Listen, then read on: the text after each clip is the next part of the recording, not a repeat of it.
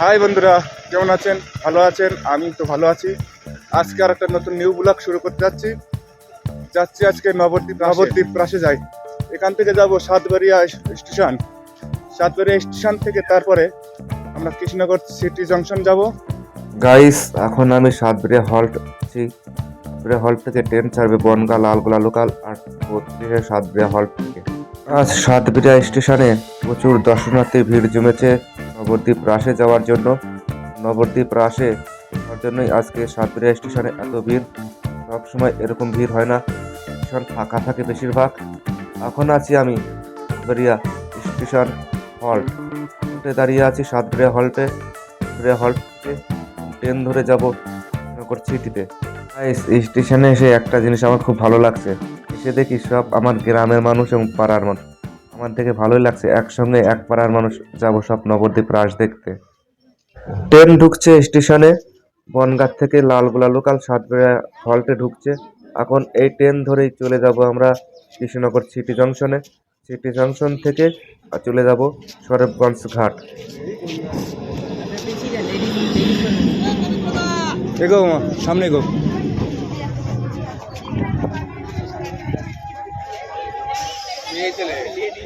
Ladies করলো।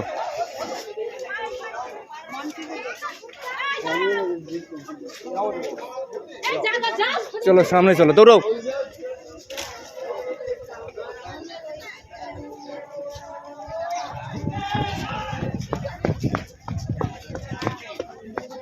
ওটো ওটো ওটো ওটো ওটো ওঠেন এখন।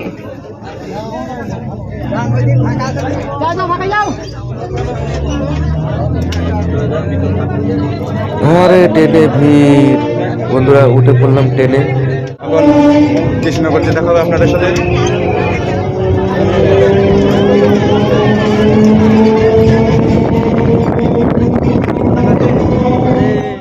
গাইস, কৃষ্ণনগরে এসে দেখো ট্রেন পুরো ফাঁকা হয়ে গেছে, ট্রেনে আর একটা মানুষও নেই।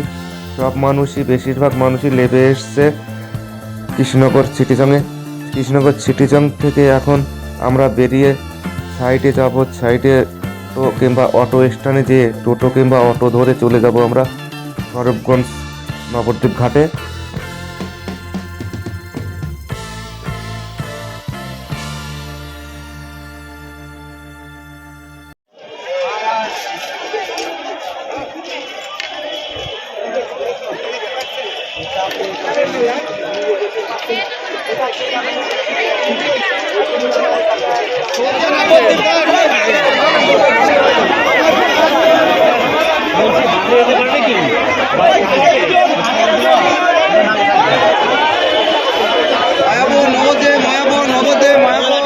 গাইস, নবদ্বীপের খুব কাছে পৌঁছে গেছি। এখন আছি সরবগঞ্জ ফেরিঘাটে। এখান থেকে এখন ঘাটে ফেরি টিকিট করে ফেরিতে চড়ে লাভবো নবদ্বীপ সরবগঞ্জ ফেরিঘাট। গাইস, আমার সাথে যে মামা, বয়স্ক মামা দুজন এসছে, ওনারা টিকিট করতে গেছে টিকিট কাউন্টারে।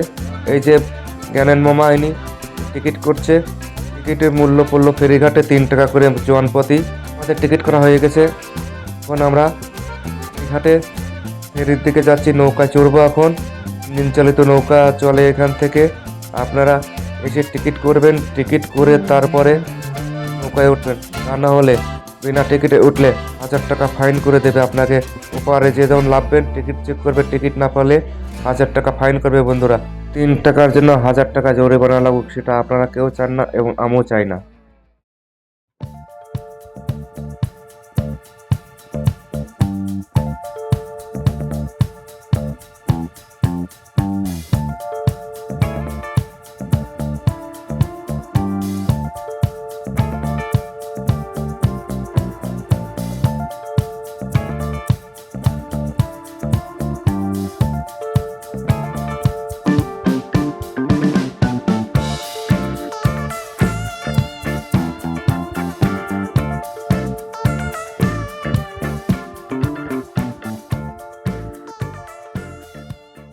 খিয়া পার হয়ে এসে রাস্তায় উঠে আপনারা প্রচুর অটো এবং টোটো পেয়ে যাবেন। তবে আপনারা দাম দর করে নেবেন। আপনারা যদি রিজার্ভে ঘুরতে চান রিজার্ভও পাবেন, আর আপনারা যদি কাটাগাড়িতে ঘুরতে চান তা কাটাগাড়িতেও ঘুরতে পারেন, তবে দাম দর অবশ্যই করে নেবেন। গাইস, এখন আমরা চান করতে এসেছি চানের ঘাটে। এখন এখানে অনেক তীর্থযাত্রীরা চান করছে, তবে আমরা তীর্থে আসিনি, আমরা বেড়াতে এসেছি। আমরা তীর্থ করার মন করে আসিনি, আমরা বেড়াতে এসেছি। তো আমার সঙ্গে যে মামারা এসেছেন ওনারা তীর্থ করতে এসেছে, কিন্তু আমি তীর্থ করার মনে আসিনি, আমি বেড়াতে এসেছি। তো আমি চান করব না। এখানে দেখেন অনেক যাত্রীরা চান করছে, আপনিও মন করলে এখানে এসে চান করতে পারেন। আপনারা ঘাটে পার হয়ে রাস্তায় উঠে দিকে রাস্তা ধরে চলে আসবেন করার ঘাটে। করার ঘাটে এসে আপনারা এখান থেকে চান করতে পারেন, গঙ্গা চানটা আপনারা এখান থেকে দিতে পারেন। বন্ধুরা, চানের ঘাটের পাশেই একটা গোপাল বিরাজমান আছে, আপনারা দর্শন করে নিতে পারেন। গাইস দেখুন, এই যে আমার সাথীরা বসে আছে, সব বয়স্ক মামারা। এই বয়স্ক মামাদের সাথে আজকে আমি এসেছি নবদ্বীপ বেড়াতে। আমরা যেখানে বসে রেস্ট নিচ্ছি তার পাশেই একটা নাচমঞ্চ করা হয়েছে, এই দেখে নেন সেটা। আবার এগিয়ে চলেছি রাধা গোবিন্দ মন্দির দেখবো বলে। তা রাধা গোবিন্দ মন্দির যাওয়ার পথেই এই ছোট্ট প্যান্ডেলটা দেখে নেন, একদম গ্রাম্য পরিবেশে তৈরি করা, ছোট্ট কুঠির মতন করে করেছেন।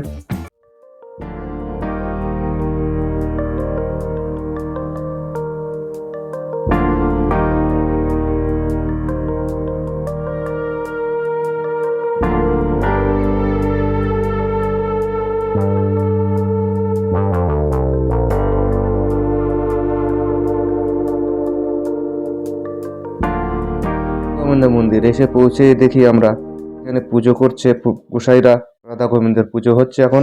চলুন পুজো দেখে নিই।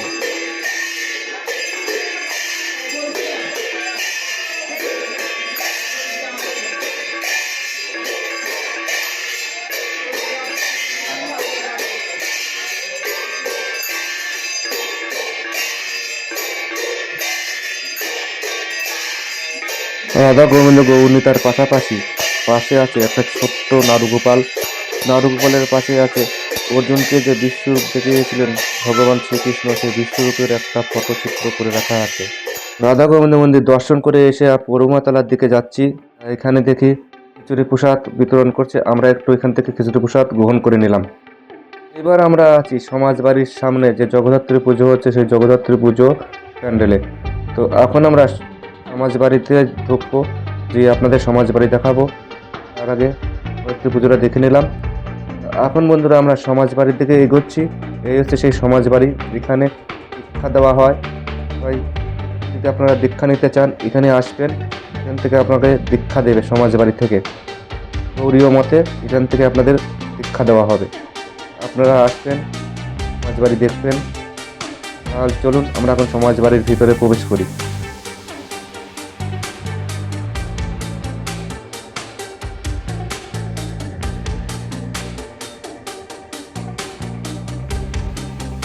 বন্ধুরা, আজ সমাজবাড়ি দাস সব বলে সমাজবাড়ির আশ্রম সব বন্ধ, মন্দির যা আছে সব গেট বন্ধ।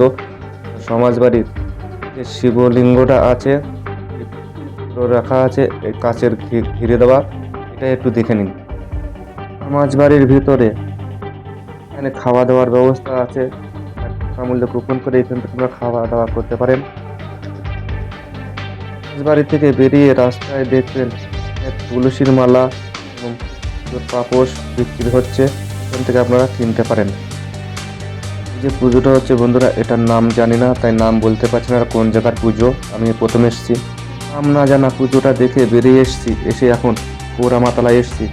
এখন পোড়ামাতলার সামনে পুজো হচ্ছে, রাস পুজো প্যান্ডেল দেখে এখন আমরা ঢুকছি পোড়ামাতলায়। পোড়ামাতলায় ঢুকেই দেখছি আমরা ভবতারণ মন্দির, এই যে ভবতারণ শিব মন্দির। সে দেখি পোড়ামাতলায় ভবতারণ মন্দির দেখে দেখি পোড়ামাতলায় পুজো হচ্ছে, অনেক ভক্ত পুজো দিচ্ছে এই পোড়ামাতলায়। যার যার মনের বাসনা কামনা আছে, সেই মনের বাসনা কামনা পূর্ণের জন্য হয়েছে, তাই পুজো দিচ্ছে। আর আপনার এখানে যদি কোনো মনের বাসনা থাকে, এই বাসনা উদ্দেশ্য করে এখানে আপনার ভার পেতে পারেন। বন্ধুরা, আগে দেখলেন, প্রথমেই দেখলেন ভবতারণ মন্দির বাবা ভোলানাথের, এখন দেখেন মা কালীর ভবতারিণী মন্দির। এই হচ্ছে ভবতারিণীর মূর্তি। এই ভবতারিণী মন্দিরে আপনারা আসবেন। পোড়ামাতলায় এসেছি, প্রথম আমি নবদ্বীপে আসছি বেড়াতে। নবদ্বীপে এসে সেদিন এসেছি, নবদ্বীপে এসে আমার খুব ভালো লাগছে। পোড়ামাতলায় আছি এখন আমি। এখন কত ভক্ত পোড়ামাতলাতে আছে।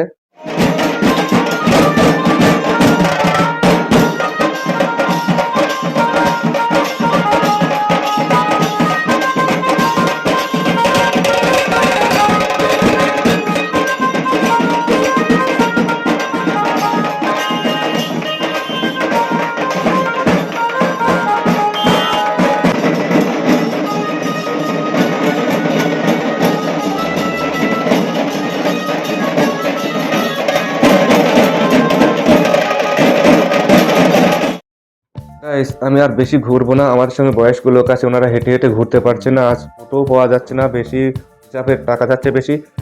এই মন্দিরটা দেখে নিন। এখন যাচ্ছি আমরা রাধারানীর মন্দিরে।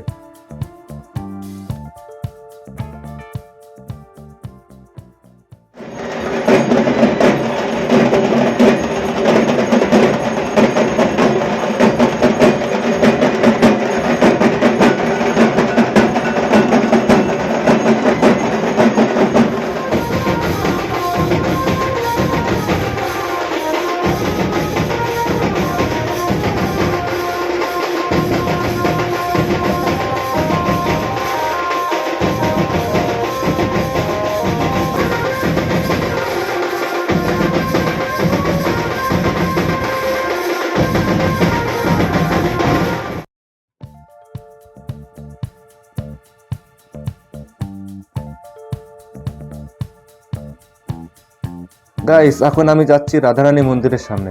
মন্দিরের সামনে যাওয়ার আগে দেখেন কত লাইন পড়েছে ভক্তের। ভক্তরা এখান থেকে খিচুড়ি প্রসাদ নেওয়ার জন্য লাইন দিয়েছে, এখানে খিচুড়ি প্রসাদ বিতরণ করছে। সামনেই আছে রাধারানীর মন্দির, সেই কীর্তনীয় রাধারানী সেই মন্দির। আর একটু এগোলেই রাধারানী মন্দির পেয়ে যাব। দেখুন খিচুড়ি প্রসাদ নেওয়ার জন্য লাইন পড়েছে কত। এখানে খিচুড়ি প্রসাদ হাতে হাতে দিয়ে দিচ্ছে।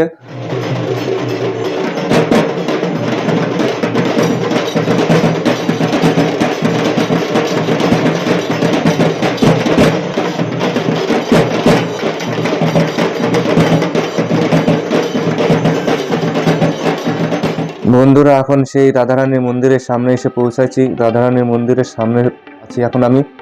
সেই রাধারানীর মন্দিরের সামনে এখানে অনেক ভক্তরা বিশ্রাম নিচ্ছে। রাধারানীর মন্দিরে ঢুকে আমাকে ফটো করতে দিল না, বললো সীমা বললো এখানে ভিডিও করা নিষেধ আছে।